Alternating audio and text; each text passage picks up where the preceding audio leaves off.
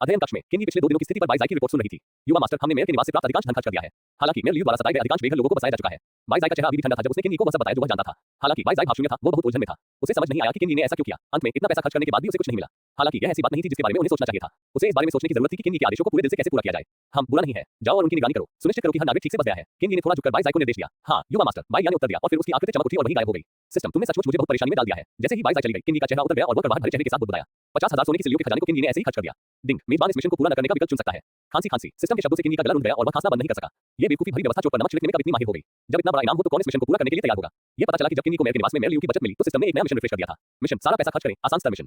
विवरण, युवानजियांग शहर के नागरिक मेयर ल्यू के उत्पीड़न के तहत लंबे समय से भूख और ठंड से पीड़ित है। युवानजियांग शहर के मेयर के रूप में मेजबान को युवानजियांग शहर के नागरिकों को बचाना चाहिए और अपनी प्रतिष्ठा बहाल करनी चाहिए। पुरस्कार, काले बख्तर बंद घुड़सवार प्रशिक्षण सरणी। तथाकथित प्रशिक्षण सरणी एक खजाना था जो सिस्टम से आया था। इस खजाने से एक विशिष्ट प्रकार की सेना को प्रशिक्षित किया जा सकता था। Black armour cavalry training array उनमें से एक था। सिस्टम के विवरण के अनुसार ब्लैक आर्मर कैवलरी एक 3 सितारा सेना थी। इसकी तुलना में आयरन आर्मर आर्मी का वर्तमान स्तर 2 स्टार अधिक था। ये तो सेना की आत्मा बनने वाले सबसे निचले स्तर तक भी पहुंच गया था। इस इनाम से किन्नी को बहुत ईर्ष्या हुई। किन्नी ने तुरंत निर्णय लिया और मिशन स्वीकार कर लिया, चाहे वह सिस्टम इनाम के लिए हो या लोगों के लिए। किन्नी ने अपना सारा पैसा खर्च करने का फैसला किया। वर्तमान स्थिति के आधार पर किन्नी को लाभ हुआ था। फिलहाल किन्नी के लिए इन लाभ और हानियों के बारे में गणना करने का समय नहीं था। अब अधिक महत्वपूर्ण बात यह थी कि एक अनुचर को बुलाया जाए। एक नया जमींदार, एक अनजान दुनिया से आया एक जमींदार। इस बार बुलाने का अवसर सिस्टम कार्य से आया जिसे किन्नी ने पूरा किया था, जो कि ब्लैकविंग बैंडिट्स को खत्म करना था। मेयर के भवन में ब्लैकविंग बैंडिट्स ने किन्नी के साथ सहयोग किया, लेकिन शुरू से अंत तक किन्नी ने उसे जाने देने का वादा नहीं किया।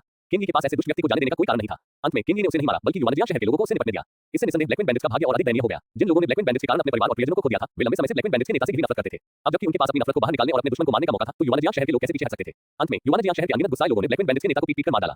उस दिन युवानजियांग शहर के लोगों के गुस्से के बारे में सोचकर किन्नी सदमे में आ गए। सामाजिक स्तर पर सबसे निचले पायदान पर दबे कुचले लोगों का गुस्सा अचानक फूट पड़ा। ये कहा जा सकता है कि यह धरती हिला देने वाला था। हालांकि इस कार्रवाई ने लोगों को किन्नी के प्रति और भी अधिक आभारी बना दिया। ऐसा इसलिए था क्योंकि किन्नी ने उनकी इच्छाओं को पूरा करने में उनकी मदद की थी। इससे निसंदेह किन्नी को प्रतिष्ठा की एक और लहर प्राप्त हुई।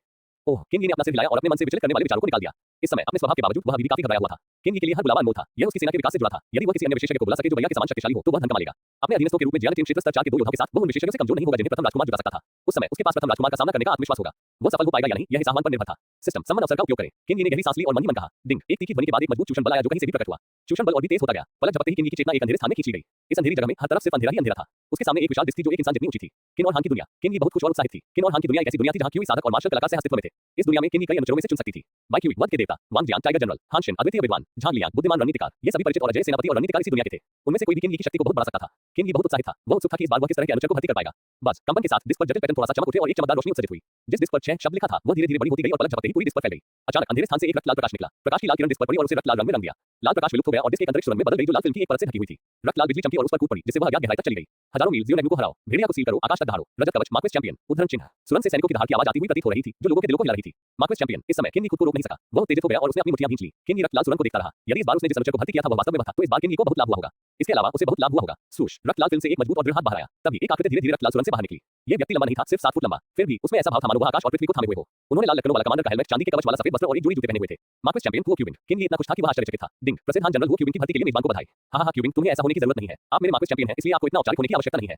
किन्नी हंसे और हुओ क्यूबिंग को उठने में मदद की। महाराज, आप शिष्टाचार को नहीं भूल सकते। हुओ क्यूबिंग ने जब जवाब दिया तो उसकी अभिव्यक्ति गंभीर थी। किन्नी मुस्कुराई और उसे कोई परवाह नहीं थी। उनके लिए और व्यवस्था द्वारा भर्ती किए गए अनुचरों के लिए शिष्टाचार की कोई आवश्यकता नहीं थी। वे स्वाभाविक रूप से वफादार थे और उन्हें अपनी वफादारी साबित करने के लिए इन जटिल शिष्टाचारों की आवश्यकता नहीं थी। हालांकि चूंकि हुओ क्यूबिंग का इरादा ऐसा ही था, इसलिए वह आपत्ति नहीं कर सका। फिर किन्नी ने विशेषता पैनल खोला और हुओ क्यूबिंग की विशेषताओं को देखा। चरित्र, हुओ क्यूबिंग। पहचान, स्वर्गीय सेना के मार्क्वेस चैंपियन, स्वर्गीय ड्रैगन सेना के जनरल। क्षेत्र, ज़ियानटिन क्षेत्र 7। हथियार, मार्क्वेस चैंपियन की तलवार, घोस्ट ट्राई धनुष। मार्शल आर्ट्स, ग्रीन ड्रैगन आकाश तोड़ तकनीक।